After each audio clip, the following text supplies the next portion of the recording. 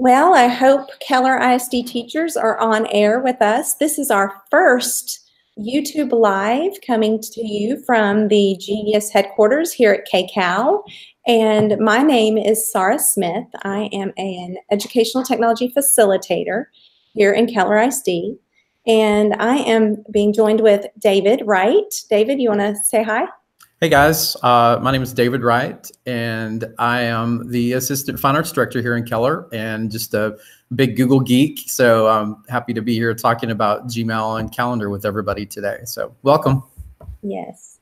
And before we start, I don't want you to have any technical difficulties. So I'm going to start screen sharing a slideshow I created for you guys, and we will post that on our KIC website later.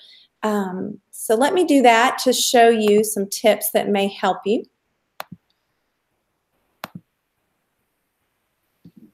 Okay, so the first thing I want to say is Google is not scary. Google is not scary. That's our theme for today. So like I said, later you'll have access to the Google's Not Scary slideshow and the tips that David and I are going to share with you today. But to get started, I wanted to share this slide with you. Check your chat window. These quick and easy 4 steps, 4 clicks are going to help you be able to chat with us, because I want you to be able to submit questions if you have any questions for the team here. And so let's see. If you are asked to create a channel, you're going to click the 3 lines in the top left-hand corner. That's step number 2. You'll see that, and you see it there in the screenshot. Then you're going to click My Channel and then Create Channel. And that's it. It's like 3 simple clicks, and then you'll want to return back to the link that you started with kellerisd.net/Kickstarter. Okay. So I'm going to give you a second to do that, and then we'll jump into our tips and tricks on Gmail and Google Calendar. When you have access to the chat window, would you please just introduce yourself, say hi, so our moderators will see that you're out there. And if you don't have a question for us quite yet, that's okay. Just tell us you're there.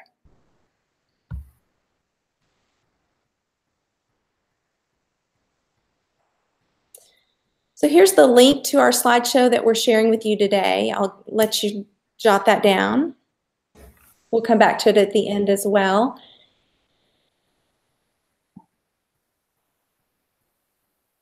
So we're going to start with Gmail tips. All right. So speaking of technical difficulties, just want to let everyone know that this is our first shot at doing this YouTube Live. We're excited to provide it. We're going to try to do this, every once in a while, but we know that there will definitely be some glitches in this afternoon's training. So bear with us as we do that. And again, not only do we want your questions today, but we'd love to have your feedback as we continue to offer this and improve the process. Thank you, David. I'm going to go ahead and go on into labels, and hopefully this will help our teachers and our faculty members get organized. So when you're using Gmail, so this is kind of our first little tip, we highly encourage labels, which back in your old email system, Outlook, you had folders. So hopefully you can see our animated GIF here on the slide. What you're going to do there in your inbox is click the check mark to the left of the email and click on the Move To tool. So right about here, it highlights the Move To tool. It's a little folder with an arrow facing right. And then if you have any, I'm sure if you're like me, you have a lot of folders, or now we call those labels in Gmail, and you'll just select one of your current labels that you have. If you need to create one, you can do that very easily as well. And I believe this GIF is going to show us that here in just a second. Yeah, so you can create you can even nest labels, which would be like a label inside of a label, if that makes sense to you in your organizing process. So let us know in the chat window what you think about labels. Is that helpful, or do you have any other questions about labels? Remember, it's the same thing as what you had in Outlook, and in Outlook, they were called folders. Okay, I'm going to continue to the next little tip here. And this is another way. If you look on the left-hand side of your screen, and if you currently have a label, it's very easy to add a sub-label. If you click on, and I'll wait till the video catches up with me here. There it is. If you click on the 3 dots to the right of your current label, you can click on Add Sub-Label. And then you get a little window to name it and then create it. That's typically what I do, and I have tons and tons of labels. So I love this easy process of creating more labels. I don't know. Gmail may cut me off at some point. I don't know. All right, David, I'm going to stop my screen share and turn it over to you. Are you ready for that? I am. Okay. And while she's doing that, I'm actually going to share my screen with you. So I'll show you something that actually was kind of new to me, and that is using the directory in Gmail. So, you know, your contacts list is not part of Gmail, and that's on purpose. They want the contacts to be apart from Gmail because they want contacts to work inside Gmail. So you shouldn't need to go to a special place to get to your contacts. But if you're trying to find someone that you want to send an email to, or you know, you're not exactly sure who it is, the easiest way to do it is to use this directory. So I'm just going to go to Compose. So up here, I'm not exactly sure the person's name. Maybe I think it might have been, let's say, Aaron. So I click on the 2 right here. It says Select Contacts. So I can click on that. I can click on that, and then I can just search for the contact. So I know it was Aaron something. So I say Aaron, and then it's going to bring up every Aaron that's in my contacts list and in the mind that this is students, this is faculty, everyone in Keller ISD. So it might take you a while to scroll down to the right person. Also, just so you know, your most frequent contacts will appear up here at the top. And then the contacts that you maybe don't use will be a little bit lower than that. So let's just say I remember now that his name was Aaron Reister. So if I select that, there's things I can do. I can insert it into the email message. I can also save it as a group. So maybe I wanted both of these people, Aaron and Aaron. I can click both of them, save it as a group, and then they go into my contacts list. So the next time I need that group contact, it's there. So this is pretty super simple. There, then insert, and now I have Aaron Reister here. Also, so that you know, if you just hover over his name, it brings up all the information that's available for Aaron. So his phone number, what his job is, his room number, and then I can come down here. If I want to make a change to that, I can email him. I can schedule an event with him. Of course, do a hangout, send a message through Hangouts, all kinds of things. So that's pretty cool. And I think that's going to come in really handy, especially when you're trying to create a group really quickly. Just click on that 2 and then start adding the people by searching for them. And that's really all you have to do. So it's pretty simple. And I hope that's a good tip for you. So I'm going to send it back over to Sarah. And Sarah's microphone's turned off. So there we go. Thank you. Sorry about that. I was talking to no one. We did have a question come in, so I'm going to screen share the screen and show y'all from my Gmail account. The question was, can you automatically have an email go to a folder, which of course now is called a label, and you can. It's called filters. So let me show that.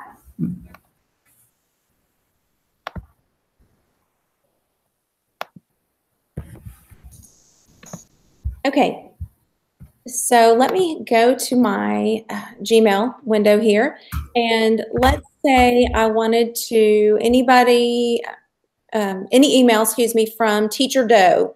I want to go ahead and go into a Teacher Doe label. So I highlight the message I kind of want to base the filter on, and in Outlook, this was called rules. So I highlight that message, put a checkbox in it, click the 3 dots at the top in your toolbar and click filter messages like these. So filter messages like these. When I get the next window, it should have the from address, and feel free to enter any other criteria there that matches your rule, which is again now called filters, and then click create filter. And one thing I typically do is I have my messages skip the inbox and automatically apply a label. So these are my 2 most common clicks in this window. I select my label if I already have one. If I don't, I create a new one, and we'll call this Teacher Doe. You can even nest it at that time. And then you click create filter. And one great time saver is to click this last checkbox before creating the filter, which would apply the filter to any matching conversations in your inbox. So that would maybe possibly help you out if you have a lot of emails from that particular person. So a couple of things, if I can just jump in with this, Sarah. If you skip the inbox, just make sure that it's something you don't need to keep. And I do use that all the time. I use it for things that are not important that I might need to come back to later. One example is like the Eduphoria trip requests. I don't want my inbox to be full of them, so I do that. So that they go to out of the inbox. So I don't ever worry about it. And then the other thing is I set those filters up to automatically filter emails from certain people, maybe from, Dr. Westfall, for instance. And if I get emails from him, I want them to be color coded. So you can color code that label. Then anytime an email comes through, it's got that big, green label on it, and it sticks out. So it's easy to kind of look through those emails. So a couple of tips there for you. Yes, I agree. Use it sparingly. If you're having things file away, make sure you're checking the labels, right? Because you don't want to miss anything that's important. Okay, so let me show you our slideshow just real quickly to show you a couple of other tips on Gmail. We're hanging out in Gmail for just a second.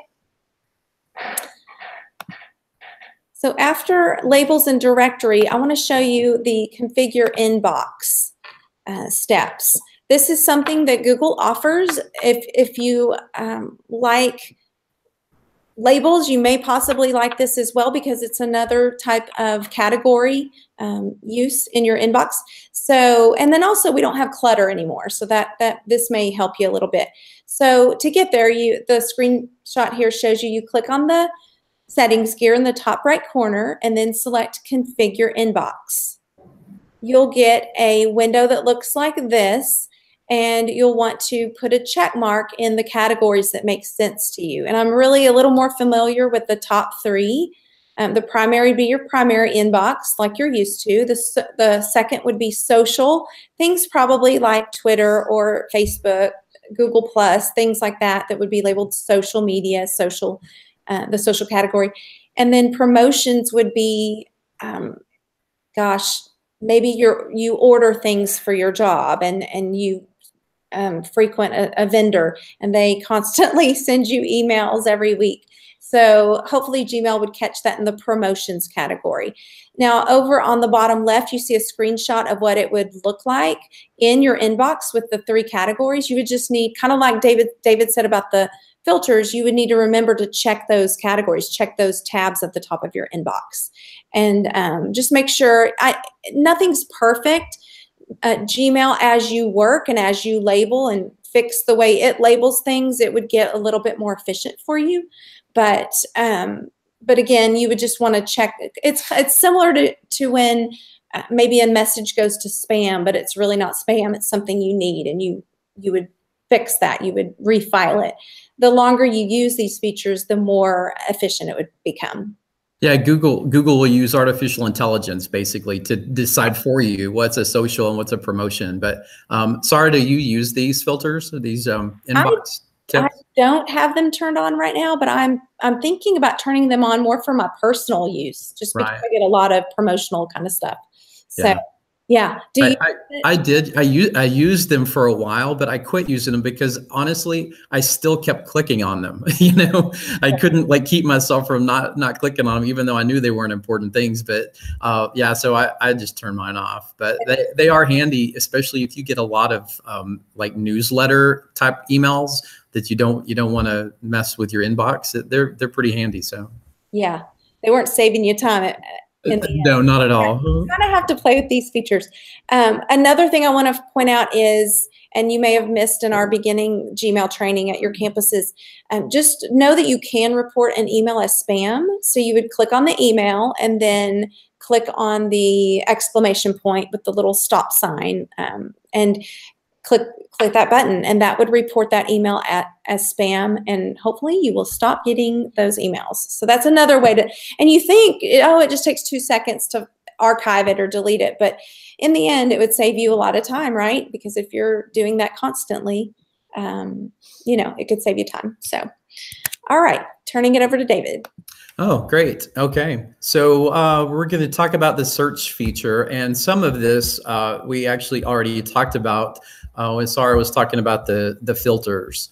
But so basically I use the search feature. I can't say search feature, but I use the search feature all the time. You know, you have in Outlook where you can do some things kind of like this, but in Gmail, you can search for anything. Basically, you can search by label, you can search by person, you can search by a name or a subject or something that's in an email. And you know, anything that's even archived in your emails is going to show up in your search. So just a general search, we could just say, are there any emails from Aaron in here? And I load and it shows me, yeah, there are all of these. And not only are they from Aaron, but you can see that some of these emails where maybe Aaron was copied on them or Aaron's name was in them, things like that. So if you want to get more specific on that feature, you click on this little down arrow over here on the right-hand side of the search box, and it gives you lots of options. So now I can say, well, I actually was talking about Aaron Reister specifically, and now I can search and it brings up just the emails that are from Aaron. And again, to get to the filters, this is how you do it. So now I have Aaron's email up here on the from. I can create a filter. So we just come down here and say create filter.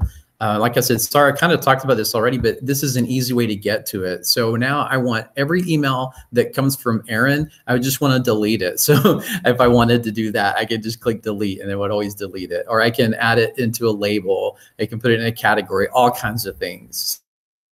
It's kind of a quick example of how to use the search feature. But again, I use it many times a day. I don't know if I could live without that search feature. So Sarah, how about you? Do you use that feature a lot? Oh, yes, daily. And I think moving from Outlook to Gmail, that's one of the main shifts in thinking. In Outlook, I used to sort by different fields, like obviously the date or the sender, things like that. But instead of sorting, you're now shifting your brain to just searching. And sometimes I search too broad, so I really need to, like you showed them, I need to narrow that search. Maybe I need to put it in the from field or the to field, or did it have an attachment? You know, I need to really be specific in my search. And I usually can find what I need. I just need to, again, change my methodology there. So yeah. Hey, Sarah, there is a question. I'm not sure if you can help with it or not, but I know that this has come up a lot, and that's connecting the TAC with Gmail. Have you had any experience with that? So that's the mail to. Anytime you click on a mail to link, which would typically bring up your default email client, or in this case, it's the web-based Gmail. We do have steps on our Kik website, and let me see if I can find those. Hang on, just. I think I can show how to do it also while we're at it. I think we'll just kind of test it and see. But if you can't see what I'm doing, somebody just yell. But on your desktop, and this is only Windows. So if you're on a Mac or a Chromebook or something like that, your directions are different. But like what Sarah said, you have to make the default be the Gmail client. So for Windows, I'm going to click down on this little window on the bottom left-hand corner. Can you see where that is? Yes. Okay, good. So I just click there and I just start typing in default. When I type in default, it brings up default programs. I just click on that. Can you see this window here now? And I just want to make sure my email says Google Chrome instead of Outlook. On Windows, that's how you do that. So now it's Google Chrome. But I haven't experimented with this. I don't use TAC, but I've been told that there's something in the TAC program that you also have to select. And I'm not exactly sure what that is, but somewhere in TAC you have to say use Gmail as your client. Does that help? Thank you. Yes. And then also at the end of our program, we'll show them the KIC website. And I believe we have specific instructions for depending on your computer setup and whatnot. That's great. Okay, David, do you want to show them a little bit about Calendar? Yeah, I do actually want to just mention one more thing about Gmail while we're here. One of the other things that was a little frustrating to some people is they would get an email from someone and they couldn't read the whole email because you had to scroll to read the whole thing. Okay, so it's getting a little frustrating. But what's happening for the most part, if that's happening to you, if you're getting an email and you're having to scroll on the window, the whole thing isn't fitting on your window, look at the signature, either your own signature or the signature of the person who sent it.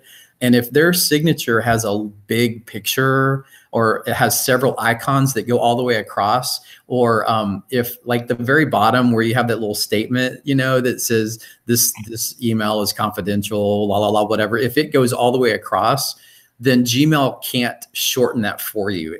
It takes whatever you put in your signature and creates that signature. So if it's too big, the emails that you're sending or somebody else is sending them to you that has a long signature, they're not able to fit in the window.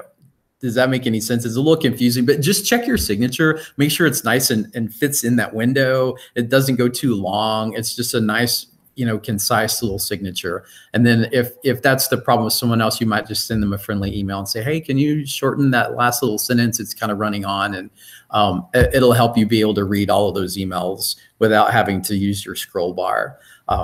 Okay, I think I've seen some emails like this. So thank you for answering that. I don't think I knew the answer to that. Yeah, I hope that helps. But yeah. Okay, just very basic, but if you could screen share, David, your calendar. I'm on the PD account and it has a crazy, very busy calendar. Is that okay? Do you have Absolutely. I actually have a pretty busy calendar too, but I'm happy to show it to you. So be alarmed. Yes, yeah, don't be alarmed. So this is what my calendar looks like, and this is basically how I like to look at my calendar. You guys know you can do you can change from week, you can look at it in a month or day view. Of course, if you look at it in day view, you get to see everyone's calendar lined up, and I'll show you kind of what that looks like. So in day view, you can see this is my school, my business, my work calendar. This is my personal calendar for home, and then this is fine arts performances. We have a special calendar just for that. And then if I kept scrolling, you could see all of the other ones. But I prefer to be in week view just because it gives me a nice, tidy look to everything. You notice over on the left-hand side has all of the calendars that you're subscribed to. Now, the great thing about Gmail is if you want to see someone's calendar in the district, you can see someone's calendar in the district. And all you have to do is put their name here where it says add coworker. So let's say I wanted to see Sarah's calendar. I just click on it. And now Sarah's calendar is right down here. You can see her right there.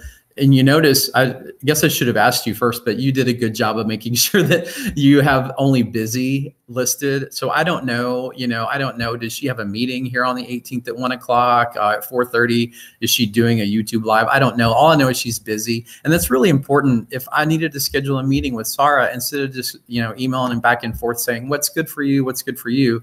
I can just pull up her calendar and I can see when she's busy. And then, I send her an email and say, hey, can you meet on, this date? Because it looks like your calendar is empty. And that way it saves us a lot of time. So that's how to do that. And like I said, you can see anyone's calendar for your own calendar. Oh, and by the way, if you don't want to see it anymore, you just click on that little color and the calendar goes away. So for instance, if I don't want to show this calendar, I just click and it goes away, and then I can just bring it back. Just so that you know, when you're sharing your calendar, you see the 3 dots here? I'm just going to click on those and then go to settings and sharing. And then from here, it brings up a whole lot of options, but the important ones are right here.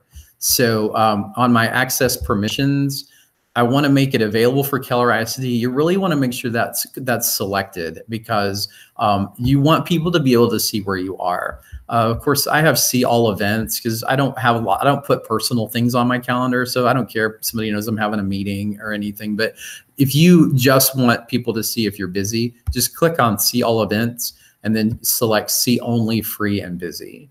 And then that will show like what Sarah's did, where it's just busy. Then you can select certain people to have your calendar also, and you can give them other permissions. So Shelby has full permission on my calendar. She can make changes to events. She basically is kind of a co-owner. So if there's something she needs to add to my calendar, she's able to do that.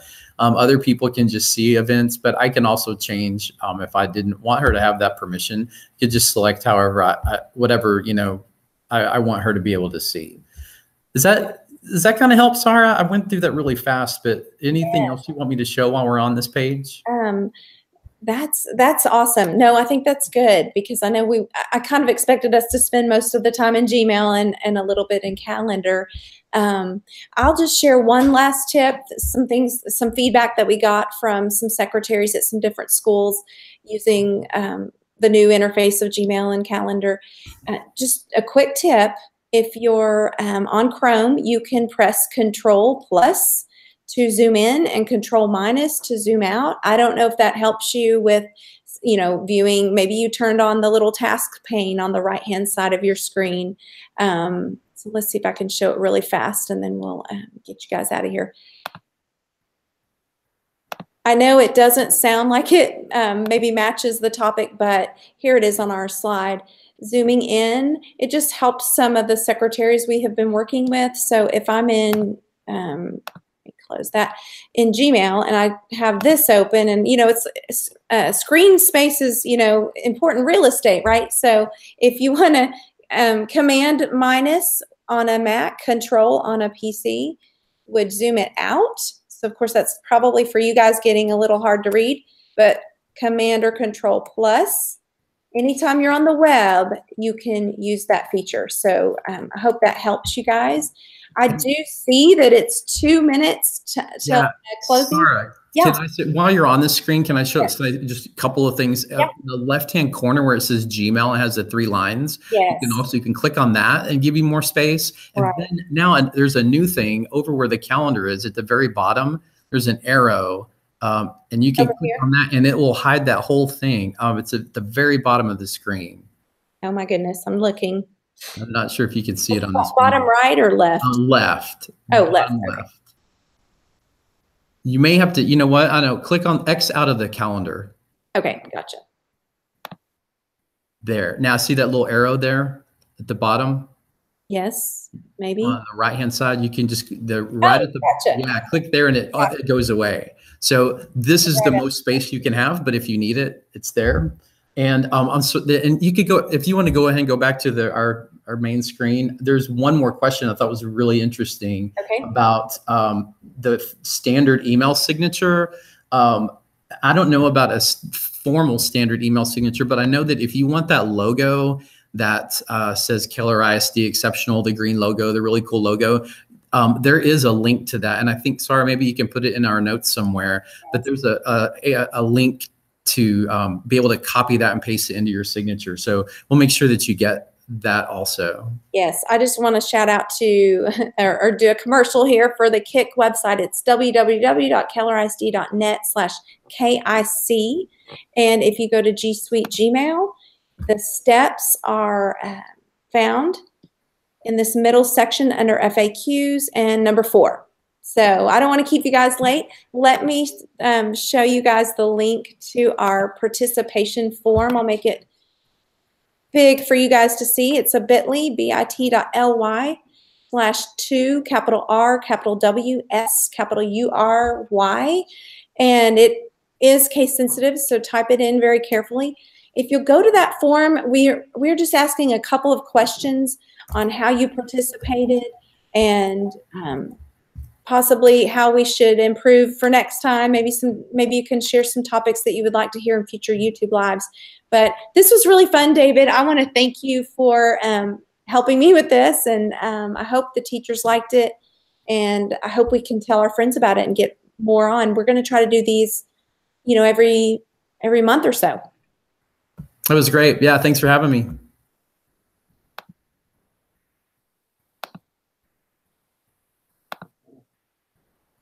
All right, we are going to sign off. Thanks, David.